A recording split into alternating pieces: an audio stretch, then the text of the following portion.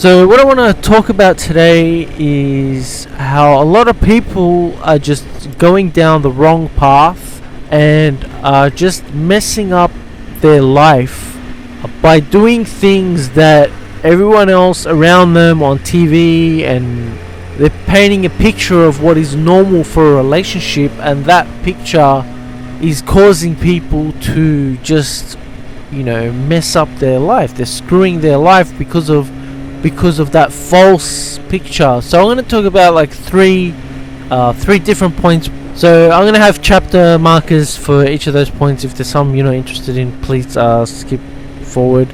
But welcome to my channel where we talk about bikes and Bible verses. So the first thing I want to talk about, the lies that society tells us, is dating culture, specifically premature dating, dating in your teens. And I don't know what the premise is for that. Like, maybe the premise is, you get practice in your teens. It's one of those things, like, I hate it when there's something that kind of, when you say it in a dry way, it makes sense, but in actual reality, it, like, completely sabotages your objective. And that's exactly what teenage dating does. There's nothing that you will gain from dating in your teens. It's not practice. You won't learn anything. It's not about getting to know someone. Like, how can you get to know someone when that person hasn't even fully developed their personality? Like, who they are, where they're going, it hasn't fully developed. Like, that actually starts developing maybe in your early 20s. At least that's the start, and at least in their 20s you've got an idea of where they're going in life. But in your teens, you don't know what you're getting. It's just a chance. It could be random, could be anything. As a female, right, it can sabotage and defame the very thing.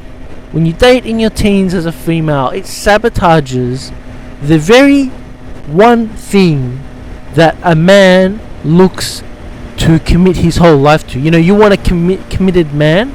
Well, if you start dating, especially in your teens, you sabotage what a committed man is looking for, right? Virtue, chastity, sexual integrity.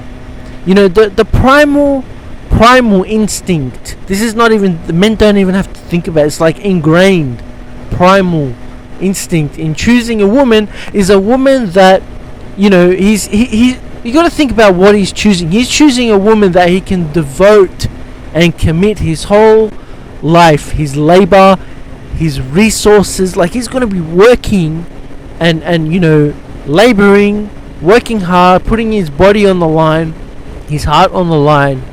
He's going to make a whole commitment. This man's going to make a whole commitment. He would want to make that commitment to a woman that he's confident will not be taken by another man down the track. Virtue and chastity of a woman is the primal instinct.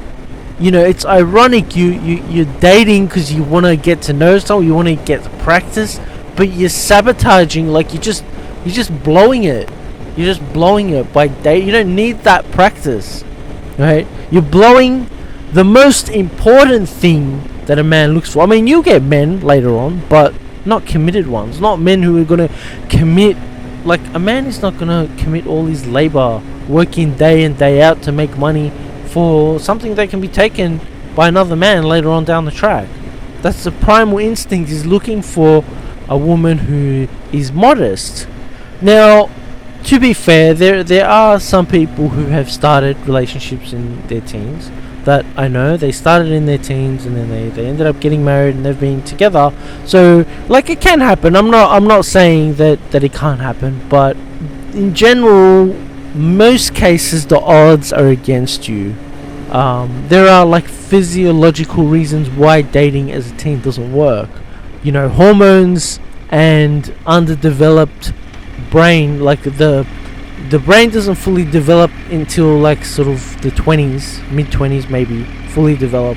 And the last thing to develop is the prefrontal cortex, the thing that regulates impulses, hormones, for the sake of the bigger picture. Like, they feel what the hormones want, but then they look at the bigger picture of like, I want to do that act now, but I don't. How am I going to support offspring when I don't have a job or skills or education? So that's the prefrontal cortex stops you. So in your teens, that part of your brain is underdeveloped.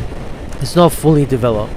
So, you're having a relationship in your teens. Some people it has well. I'm not saying it's impossible, but the odds are heavily stacked against you for these physiological reasons that I mentioned.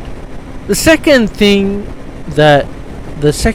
sexually related thing that screws people's lives is the ease of access to sexual immorality on the internet and things like that. Just the ease. I know back in my day, it wasn't that easy. You could still get it if you're an adult, but you had to actually go somewhere to get it. Now it's just sitting there, so it's harder for people like maybe who are addicted or they want to quit looking at these stuff. It's harder because it's right there. You can get it at any time. Like, you just have to reach out your hand, grab your phone or your laptop, and it's right there. But it opens up the door for curses to enter your life. Curses of failure, loss of God's protection. And you don't have to be religious for this to be true or not true. Like, these are godly principles that apply. Whether let's assume that God is real and that these principles are real. It wouldn't matter if you actually believed in God or not, but the principles take effect. You could believe in God but still look at these impurities and things like that, and you'll still have the curses. Maybe you don't believe, maybe you're an atheist, but you got like that self-discipline, then you will still have those blessings of that self-discipline. These principles apply regardless of what you believe. It's to do with whether you do the act or not, whether you gaze upon these impurities. When you gaze upon them, you become cursed. The reason you become cursed is because you're taking advantage and you're leveraging of the brokenness of people who are providing these images that you gaze upon for your own pleasure. That's why your character is being depleted. That's why you have no character when you look at these things. It's not because of the pleasure that you don't have character. It's because under the hood you are leeching off the broken lives of the people who do these things, who provide these images. Your leeches, like, it takes a certain way of brokenness in life for people to go out and make these images.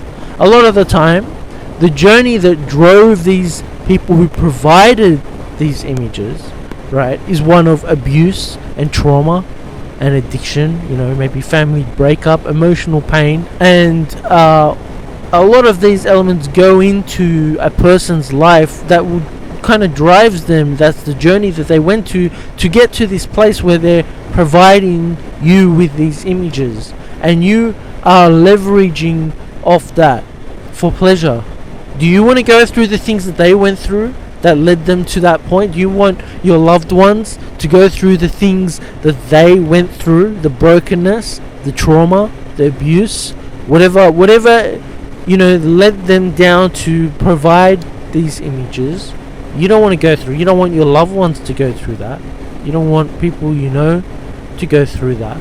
But you want to get what they're doing, and you want to look at it for pleasure. And that's why your character is depleted when you look at this stuff, because you're just leeching off someone else's pain and hardships that it took them to get to that place that you're just now taking advantage of. You're taking the pleasure of looking at it. And I haven't even started talking about the effects that it has on you when you look at these things, in terms of the desires that it gives you, the intrusive thoughts, the seeking of more. Once you have that pleasure, you want to seek more. You want like a more intense version of it, because it's like an addiction that kind of wears off, and you get desensitized, so you want more, a stronger form. But on the opposite side, resisting this thing builds you. It builds your character. Like, it's hard to resist because our body just sort of, it likes this stuff, you know. It's like it's a sugar candy. It likes it. But when you resist it, even though it's hard resisting, that hardship is actually making big gains for you, for blessing in your life, for your personality, you know, your character, your creativeness. There's some people who are just bouncing with life, but there's other people who are just, depressed and down, and it's because they've depleted their soul by looking at these evil things. And the people on the other hand who resisted, even though it was really hard, but their benefits were just the bounce of life. They're bouncing with life. They're successful. They achieve greater things than what they set out to achieve. So as hard as it is to resist, and I know it's even harder in this world today, it is well worth it. That's why I encourage a lot of people, just if you're having trouble, or even, I'm not even saying addiction, just don't be part of it, and you'll just watch the gains that you'll have. You don't need this sort of immoral stuff. You don't need to be looking at this immoral stuff in your life at all. You don't need it. It's destructive. The third thing that people are doing that is screwing their life is what's called serial monogamy. Serial monogamy, I think, well, what it is, it's multiple part. It's not multiple part. It's you have one partner for a time, and then you finish with them, and then you've got another partner, and you're always, like, in 10 years you've been through like 3 or 4 partners, or even 2 or 3 different partners.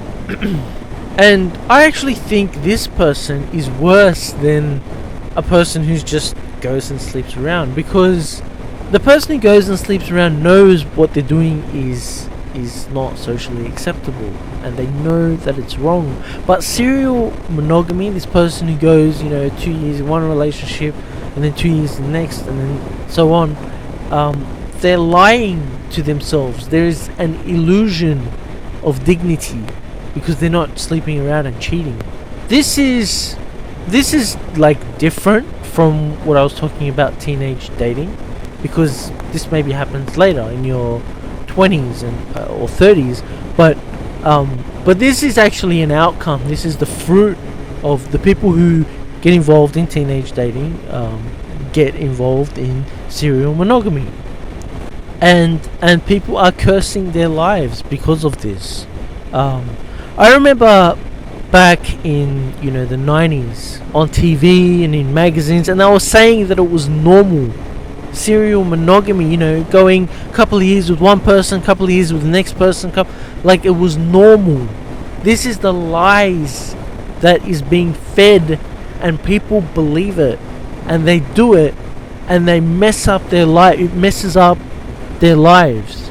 The primal instinctual reason that people have relationships with each other is to produce offspring.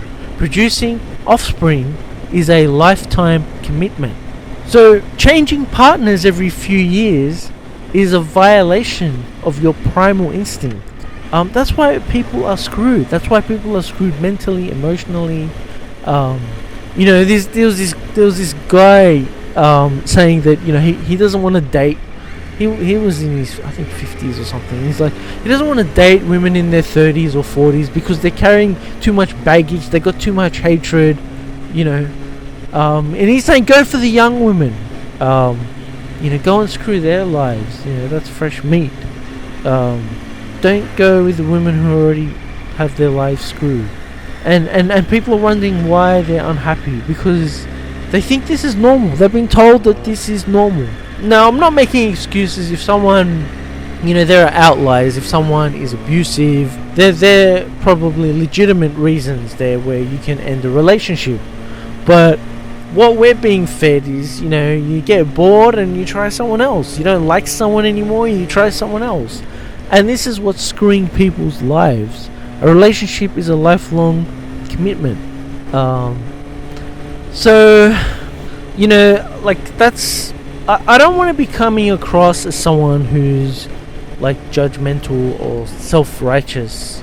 Like, I don't judge anyone. Like, I treat everyone with like love and compassion and empathy, no matter what their background is, no matter what your sexual orientation. For me, I don't judge. Like, I don't pass condemnation, and I don't I have love and compassion for everyone, but I just want people to understand that there's a lot of things in society, especially about these relationships, intimate relationships, that is just a lie, and it's poisoning your life. It's making you miserable, it's making you unhappy, because it's going against what God created you for. It's going against your nature, it's going against your primal instinct. So that's kind of why I'm saying this. Maybe you've already made these mistakes before and you know what I'm talking about, or maybe you don't know what I'm talking about. Maybe you're young, you haven't delved into these things, you want to, but I guess I want to be the one to tell you that don't listen to these false information about what relationships should be. A relationship should be based on selfless love and commitment from both sides. So anyway, that's all I wanted to talk about today. I hope you can benefit from what I'm saying. I hope you can gain something. If you want to talk about something, please leave a message in the comments. If you like my video, hit the like button as well. That helps my channel. If you like my content in general, please subscribe. I've got two playlists. One is for like motorcycles, and the other one, which this video will be in, is for like just the light path, I call it, just like living a godly life and things like that. So that's all I've got. And if you are riding a motorcycle, take it easy and ride safe.